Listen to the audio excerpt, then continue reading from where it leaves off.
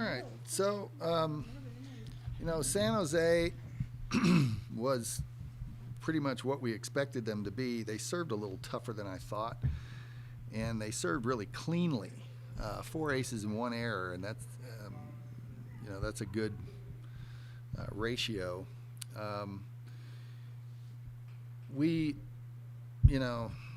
The only issue we had was a little bit in the second set, I think, and then the third set I put a different lineup in, which caused a couple of serve-receive confusion things. We struggled getting out of a couple of rotations, but for the most part, I thought our team played well. They played composed. San Jose had their strategy was to overload Brianna with a lot of responsibility in this game, serve her balls, make her have to pass and swing, and I think it worked, and I think we have to go back and try to figure out how we can overcome that because other people will see it. But we had lots of other people stepping up, playing great, getting a lot of kills, doing a lot of good things. And I thought we blocked well. I thought we defended really well. And they attack out of the right side quite a bit. We worked on that all week because we need to be better at it in general, and I thought we did a pretty good job. So. Your last 8 matches, you've had 6 of your last 8 matches. Each of your middles have double-digit kills 4 times. Both of them have been in double digits the same night. Is that your offense at its most consistent, or at least most efficient? Well, it's what we want to do. Yeah, it's definitely what we want to do, and that opens it up for other people. The only problem is that ends up then the outside hitters are only getting out of system balls, or getting a really high percentage of out of system balls, and that can be sort of a drag on them. You know what I mean? Because it's like they know they're not getting a ton of kills, a kind of unabated kills, and so. But I don't really care because these guys take care of it and get us a lot of offensive production. I was going to say, on a night like tonight, somebody's going to serve Brianna and make her serve and swing. Right. To have that kind of option B is not a bad option B. Yeah, it is. No, it's a really good option B. And they were, I mentioned this between set 2 and 3, they were really more checking on Paulina than they were on Kirsty, which I found interesting.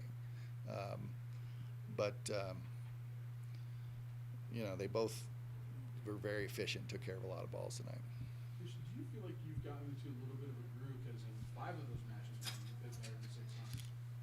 I'm sorry, what? It's in 5 of those matches you hit better than 600. Do you feel like you're at this point in time in maybe one of your better grooves that you've been in here at Colorado State? I don't think I'd particularly say I've been in a groove, but I just know that each game, we're getting towards the end of the season, and so each game I want to play as best as I can. And I guess it's kind of turning out as being in a groove, but I just want to, be able to play as well as I can for the team. Can you kind of enter into your fun competition between the two of you to where you talk about Yeah, honestly, it's been hard. Like, we compete in practice every day, but I feel like this year we finally come to a spot where we play well. We both play well in every single game, so it's a very healthy competition. Yeah. It seemed like you both took exception when Tom says that the outsides aren't getting anything other than out of system balls. It's like you guys are getting forgotten. No, you laughed at it when I see that. Because we like getting all the balls that we can get. We want Katie to set us everything she can, even though the outsides aren't maybe getting as much. But, I trust Paulina to put it down, so I'm okay with it. Paulina, you were named Student Athlete of the Week, so how does that feel, and how does it feel stepping out to being a leader? It feels really good. I'm usually not the person that leads the team, but I feel like this year every single senior has stepped up, and including Brianna too, so I feel like we're just a team of 6 leaders. So. Tom, like you mentioned, tonight there were some things that might not have gone well. It's in the midst of a run where you've won so many matches in a row. In terms when you get to postseason, do those little moments help you to overcome maybe some obstacles you're going to see later on down the road? I think they do. I think that it checks these guys' composure. We've won all these matches in a row, but we lost a set to Air Force. We've lost a set in our road matches. We're losing sets, but I don't care because we're coming through and winning and competing when we need to. And the team's not panicking. They're cool through the whole thing. Paulina, so you're coming off a double-double, your first double-double of the season last week, and you put up 12 kills today. What's your mentality looking like as of right now? Honestly, I think both Steve and I are just going for it right now. We just want to be the best we can for the team, and we're also playing very competitively in practice.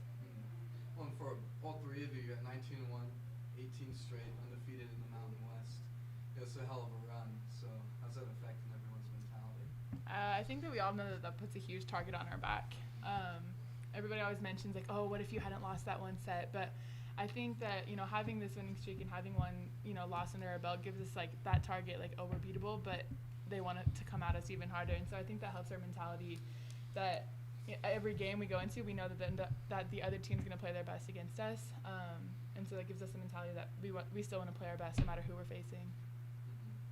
And going into Saturday, you know, there were some struggles today. Nevada is a better team, so what's going to go on preparing for We them? just prepare for them like we do with everybody else. Nevada is very good defensively. They are similar. Well, no, they're not similar. They won't, like this team had a lot of unforced errors today. Nevada won't have those. But Nevada also has some issues that their kill percentage is low. We're a good defensive team, so our key will be to convert on digs. You know, we got to dig the ball, put it in the right place, and let these two guys kill it. Because teams that are really good defensively, what do you want to do against them? You want to run a lot of middle. You want to hit ball back into the zone one. That's how you beat them. Well, that kill percentage is really where y'all excel. Second best Yeah. in the nation going into this week. Mm-hmm. What are you coaching to make that so? I think so good? I'm coaching 5 seniors. I mean, people ask the question like, "What did you say in a timeout?" or "What are you coaching here?" We focus a lot throughout these guys' careers on teaching them to be clean attackers, to not make silly decisions, to take good swings when they have the opportunity, and then as they get older, they're learning that, and they are maximizing their athletic ability and hitting at high points and doing all those things right. It's really interesting because these two guys, it used to be that Paulina was the one hitting behind the setter all the time and Kirsty's in front all the time. Now Kirsty's more split. Paulina's great in front of the setter. You know what I mean? So it's like they're both learning different things all the time, and I think it's great. Congratulations.